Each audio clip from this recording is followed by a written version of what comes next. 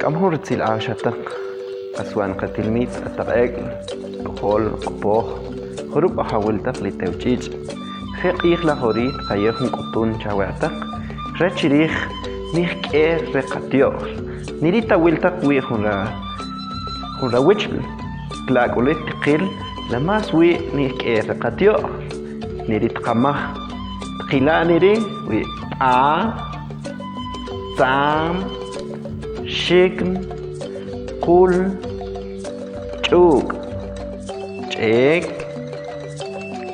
aqan ch'ol q'ab chi' b'aqwich ri'ri nihk'ej reqatyol qaye'chiwixalat qawatamaj laj qayol tz'onun kab k'omotaq chintayik.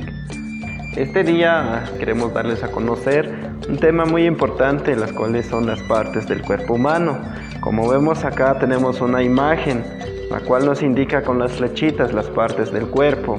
Tenemos cabeza, a, nariz, tzam, oreja, shikn, cuello, kul, codos, ch'uk, rodillas, ch'ek, aqan, pies, estómago, ch'ol, mano, ab, boca, chi, ojos, b'aqwich.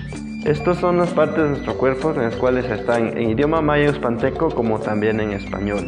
Muchas gracias.